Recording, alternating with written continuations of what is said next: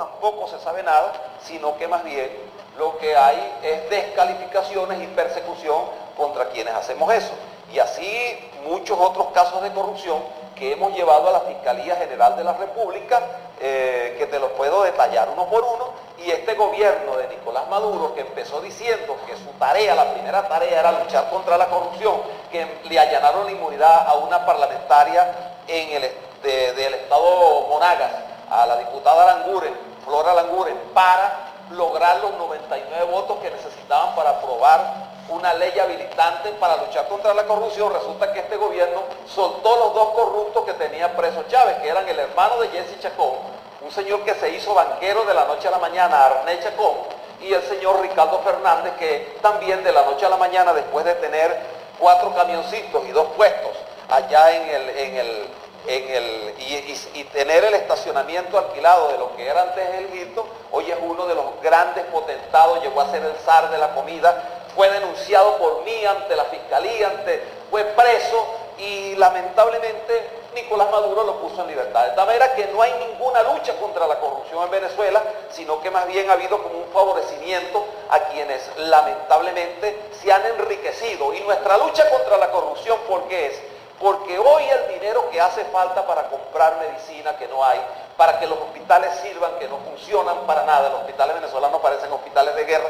Yo invito a cualquier persona y me hago presente con él para que vayamos a un hospital de Venezuela, al JM de los Ríos en Caracas, a la Maternidad Concepción Palacio, a cualquier hospital del interior para que vean la situación de precariedad en la que se encuentran nuestros hospitales, pero también las grandes obras que aquí se planificaron porque la corrupción se robó, se chupó los reales, no se terminaron. El ferrocarril del centro estaba anunciado para ser entregado el 14 de noviembre del año 2014, el año pasado, y lamentablemente allí se hizo una inversión, entre comillas, inversión de más de 6.000 millones de dólares, producto del fondo chino. Bueno, y vayan ustedes a ver el ferrocarril del centro para que vean allí la cantidad de pedazos de trenes, y trenes no vincavillanos, sino de los rieles por donde iría montado el tren, de túneles que se empezaron y no se terminaron. De manera que nosotros estamos frente a un país que ha estado en manos de gente sin ningún tipo de escrúpulo, que en nombre de los pobres se puso el debate sobre la mesa de los pobres, de los más necesitados. Lo que ha hecho es destruir el aparato productivo y robarse el dinero que era para resolver los problemas de los venezolanos.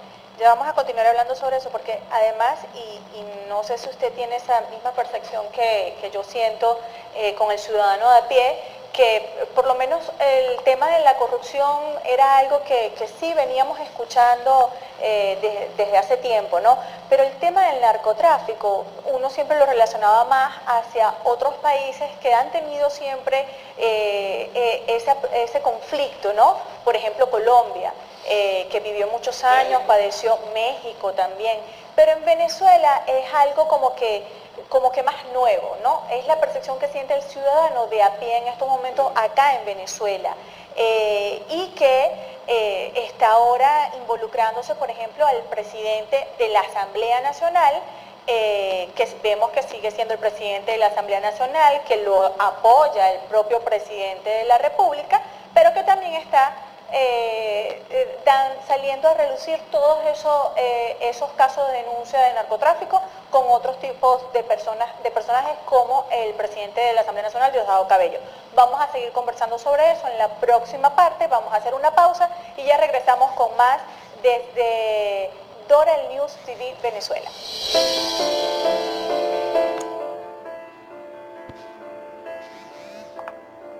Con el diputado de la Asamblea Nacional, Ismael García, el tema sobre el narcotráfico y corrupción en Venezuela. Usted decía que no hay lucha contra la corrupción y que desde el 2010 viene investigando todos estos casos y ha realizado 22 denuncias, entre esas denuncias de corrupción y denuncias sobre todo lo que tiene que ver con el narcotráfico. Quería su opinión en torno a este último caso que ha salido a la luz pública y en el que involucra al presidente de la Asamblea Nacional, Diosdado Cabello, en casos de narcotráfico, denunciado por Leancy Salazar, el capitán de corbeta que fue su escolta y también fue escolta del presidente Hugo Chávez. Mira, en un audio que presentó Mario Silva, que nosotros llevamos a la Fiscalía y nunca hemos tenido respuesta de él, luego llevamos una serie de documentos también. Este señor Mario Silva decía que Diosdado Cabello era uno de los operadores de el saqueo que hubo en Caribe. Solo dijo Mario Silva, nosotros pedimos que lo investigara.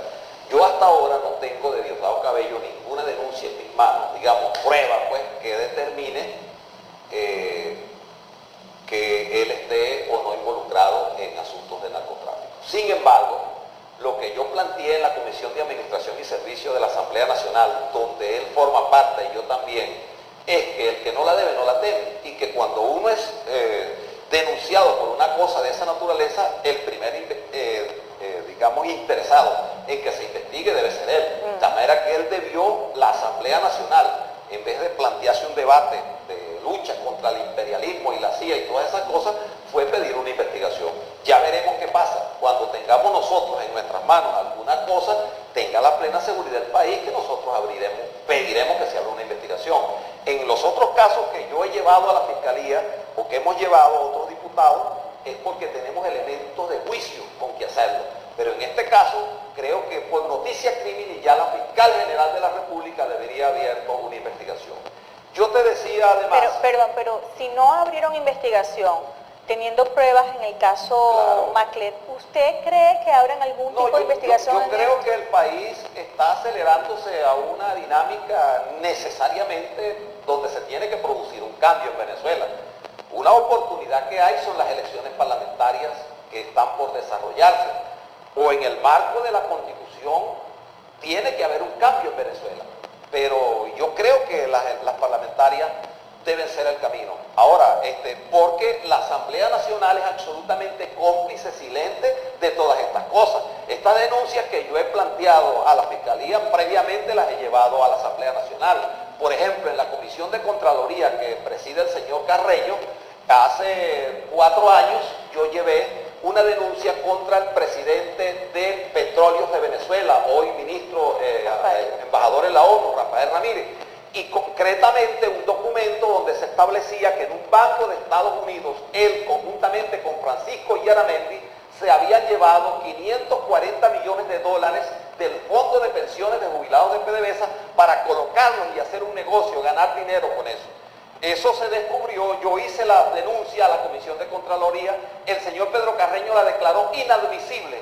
La fiscal lo investigó. Hace un mes o menos de un mes, Francisco Yaramendi se entregó en Estados Unidos, fue preso en un tribunal, hoy está pagando 13 años de cárcel, seguramente negoció algunas informaciones que daría, pero está preso, pero debería estar preso también Rafael Ramírez, porque él era el director de finanzas de PDVSA, era asesor del Ministerio de Finanzas, asesor de finanzas de PDVSA y hombre de primera mano de Rafael Ramírez. Y un asesor no coloca 540 millones de dólares en un banco fuera de Venezuela de PDVSA, de ese fondo, si no tiene la autorización del presidente. De tal manera que el señor Ramírez hoy tiene un fuero, digamos, que le permite estar en libertad donde está, pero no toda la vida lo van a tener y tarde o temprano tendrán que entregar cuentas a la justicia. Esa denuncia yo la hice aquí. También el señor Rafael Isea, que hoy está en Estados Unidos y se convirtió en un colaborador allá, bueno, ojalá que termine de decir las cosas que está diciendo, pero el país tiene que recuperar más de 7.500 millones de dólares que fueron colocados, llevado por mí esa denuncia a la Fiscalía General de la República, donde se hicieron notas estructuradas entre el gobierno de Venezuela, el gobierno de Bolivia, el gobierno de Argentina y el gobierno venezolano era el fiador para que se colocaran cerca de 7.500 millones de dólares en notas estructuradas que obtuvieron unos bonos que fueron pagados al Estado venezolano a 2.30, mientras ellos los colocaron a más de 7 bolívares por dólar. En esa oportunidad el dólar estaba a 2.30 y entonces, bueno, esa diferencia se la embolsillaron. Rafael Isea, yo denuncié eso. Ahora le dictaron auto de detención porque en esos ajustes de cuentas de las bandas que están dentro del gobierno lo descubrieron en algo o decidieron salir de él, quien hoy dirige la gobernación de Aragua, Tarek Laizame, que no es ningún niño de pecho, ningún santo de Atocha, entonces está fuera de Venezuela y él está hoy solicitado por la justicia. ¿Por qué no lo hicieron cuando yo lo denuncié? En el año 2009, cuando llevé esa denuncia a la fiscalía. Pero también el señor Alejandro Andrade, que está en Estados Unidos, un hombre, uno de los más potentados, adinerados hoy, aparece en la lista del banco suizo, que aparece en una lista de venezolanos y de otros países que han colocado dinero. Allí se habla de una colocación de 13.000 millones de dólares. ¿Usted sabe lo que es eso?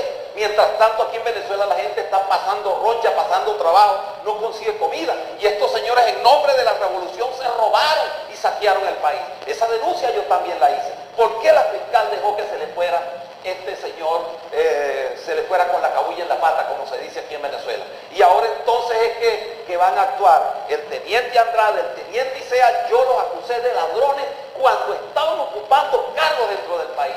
Y lo llevé a la Fiscalía General de la República. Ojalá que más temprano que tarde, bueno, las leyes internacionales hagan que estos señores paguen por las cosas que hicieron y que ese dinero sea repatriado al país. No para que se lo vuelvan a robar, sino para que se resuelvan los problemas de Venezuela. De manera que nuestras denuncias han estado suficientemente fundamentadas. En horas recientes hubo un debate en el Parlamento, donde ellos nos pedían que nosotros aprobáramos una sanción contra el gobierno de los Estados Unidos, porque el gobierno de los Estados Unidos había pedido contra unos funcionarios venezolanos ser sancionados o que los van a sancionar. Mi posición allí, que fue que hablé en nombre de toda la Unidad Democrática, eso está reciente, eso es de la semana pasada, bueno, dije que nosotros no podemos defender ni a choros ni a narcotraficantes. Nosotros defendemos al país. Yo me voy a oponer el día que cualquier país del mundo venga a invadir a Venezuela, porque yo no estoy de acuerdo con eso. Pero una cosa es que vengan a invadir nuestro país y otra cosa es que los que tienen cuenta pendiente con la justicia, tal y como dice esta Constitución, la cumplan. ¿Entiendes? Ellos se jactan aquí de llamar a todo el mundo digamos, contradice de traidores y traidores a la patria. No hay mayor traición a la patria que haber entregado nuestra soberanía. Nosotros no sabemos cuánto le debemos al otro imperio, que es el imperialismo chino. No sabemos cuáles son los contratos que se firmaron. Cerca de 200.000 millones de dólares en deuda. Nos salimos del Fondo Monetario Internacional, pero hoy estamos en el Fondo Chino y a todos santos le debemos una vela. Entonces, bueno, eso es traición a la patria. Pero también es traición a la patria y traición al país que una gente que se robó el dinero, que era para resolver los problemas esenciales y estructurales del país, no se resolvieron, sino que ese dinero fue a parar a manos de unos vivos. Mira que el problema de la corrupción en Venezuela no es cualquier cosa. Mire, aquí cuando el gobierno anunció que iba a perforar petróleo en aguas profundas, trajeron una plataforma que fue comprada en la India, una chatarra, a una empresa llamada Avanper. Nosotros denunciamos que allí había un sobreprecio, lo denuncié yo en el Parlamento. Luego entonces esa plataforma se la llevaron a una isla por aquí en el Caribe y allí le hicieron unas reparaciones, la trajeron. La venta original era de 3.000 millones de dólares. Luego entonces creo que el propio presidente fenecido se opuso y la negociación quedó en 1.500 millones de dólares. Se anunció con bombos y platillas que por primera vez Venezuela iba a perforar en aguas profundas sobre una plataforma y no en un pozo. Bueno, esa plataforma se hundió. Sí, nosotros no supimos a dónde fue a parar la plataforma, quién es responsable de los 1.500 millones de dólares que costó esa chatarra, porque era una chatarra, y Rafael Ramírez hoy está viviendo la dulce vida por allá donde está, con todo el dineral del que era para resolver los problemas del país, y bueno, aquí están. Y yo pudiera decirle muchos casos más. Todos estos casos no lo estoy diciendo, denunciándolo aquí, porque estamos en otro país y va a salir este programa, ojalá los venezolanos puedan verlo, sino porque yo he ido a la Fiscalía General de la República con documentos en la mano, acompañado de la Constitución, a solicitar que se investigue y se sancione, se responsabilice a los que se han robado el dinero que les ha tocado administrar para resolver los problemas del país. De eso lo hemos hecho permanentemente. Por eso creo que ya estos señores, por mucho que inventen eso de que va a haber un golpe, de que reciente acaban de acusar nuevamente a Ledesma, a María Corina, pero también acaban de hacerlo con Julio Borges, que todo el mundo sabe. Imagínense, yo no me imagino a Julio Borges planificando una cosa de esa, una persona realmente pacífica. El único golpe en el que ha participado Julio Borges fue una andanada de golpes físicos que le dieron en la asamblea, unos tipos que metieron a la asamblea para eso, y después el que golpeó a Julio Borges, que le fracturó la cara y lo partió, lo hicieron, lo premiaron. Un señor que seguramente escribirá a caballo con casco, o sea, un señor que sabe de política lo que yo sé de astronauta, o de la vida, pues, y simplemente lo premiaron con eso, y hoy es el alcalde de Villa del Cura y del Estado Aragua. Así operan estos señores, digamos, con la violencia, esos, porque aquí los únicos golpes de verdad que hay es el que no tiene la gente, desayuno, almuerzo y cena. Eso es el golpe que los venezolanos necesitamos. Bueno, pero para algunas personalidades o dirigentes del gobierno nacional, eso es mentira, eso no es verdad. Aquí sí se consigue comida, la gente no tiene problemas, es todo un invento, claro, que viene de afuera. Los aviones de PDVSA y compran comida en Curazao, en las islas, se estrechan bien, bajan y viajan a los malls. A ellos no les gusta, hablan más del imperialismo, pero les gusta mucho ir a Miami, mandan a sus esposas que vayan a Miami, a sus amistades. Mientras tanto el pueblo sí. Bueno, vaya usted, métale esta cámara usted a cualquier bodega de este país para que vea que no hay aceite, no hay sardina, no hay nada. Nada, no, uno mismo lo vive como ama de casa. Mi comida de la casa. Y yo colas de 2 y 3 horas. Ahora, diputado, los televidentes que nos están escuchando en estos momentos se preguntarán, bueno, pero si las denuncias se han hecho, si las pruebas están, no se investiga, ¿tienen entonces el suficiente poder como para seguir operando y salir libres de estas denuncias? Bueno, tú sabes que tanto va el cántaro al agua hasta que se rompe, ¿no? Ellos podrán, y yo creo que a ellos ya se les llegó el final. Ahora, el día de no sé cuándo será, solo lo sabe Dios, y yo creo que el camino nuestro debe ser empujar para que la salida de este país sea pacífica, sin violencia, en el marco de la Constitución, y lo más cercano que tenemos es la Asamblea Nacional. Pero ellos dicen eso, la realidad es otra. La realidad es otra porque yo creo que ellos se ven en un espejo y cuando acusan de golpe, todo este proceso se originó en un golpe de Estado en el 92.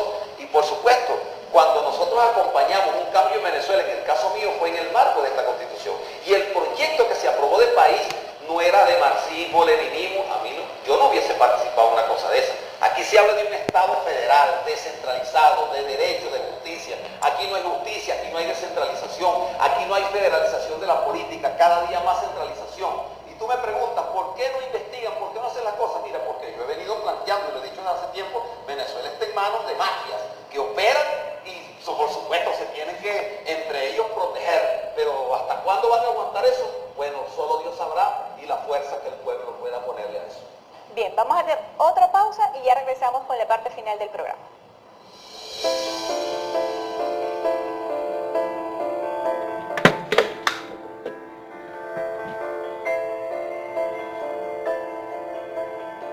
Diputado, no quiero terminar sin antes conocer un poco su opinión en dos posturas. Como diputado, ¿se siente representado por el presidente de la actual Asamblea Nacional? No, para nada. No, para nada. Diosdado no representa ni el país. Diosdado, yo le he dicho que es un cobarde. Él el 11 de abril, cuando le dieron el golpe al presidente Chávez, se escondió. Llegó en una ambulancia como a las 12 de la noche. Él hasta me ha desafiado físicamente a pelear dentro del Parlamento.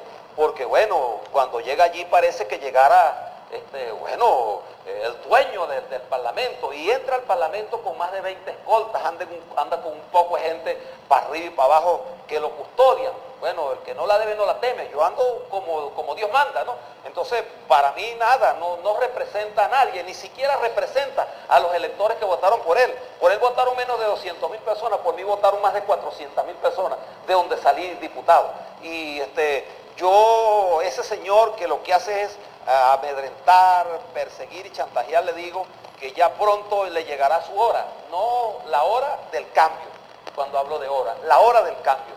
La hora en la que él tenga que rendir cuentas a este país, la hora en la que él y todo lo que él representa tenga que rendirle cuentas a Venezuela, y esa hora es en la elección parlamentaria. Posiblemente hasta lo elegirán diputados porque aquí ellos van a existir, pero eso no quiere decir que va a ser mayoría, ni va a ser lo que le da la gana, como hoy lo hace en el Parlamento. Tendrá que sentarse abajo y esa asamblea va a ser presidida por un diputado o una diputada del cambio en Venezuela, de alguno de nuestros partidos o algún independiente que vaya allí con toda la disposición, además de hablar con todos los sectores, porque quien preside una institución no es del partido al que pertenece, sino de toda la sociedad. El Parlamento va a serle útil a Venezuela, no solo para producir el cambio, sino para darle la mano a todos los sectores del país. Incluyo todos los sectores de Venezuela, porque todos somos necesarios para que este país salga de la crisis, del desastre, del saqueo y el pillaje al que ha sido sometido durante estos años. Si Dios quiere y la Biblia. Muchas gracias, diputado. Bueno, de esta manera hemos llegado al final de este programa.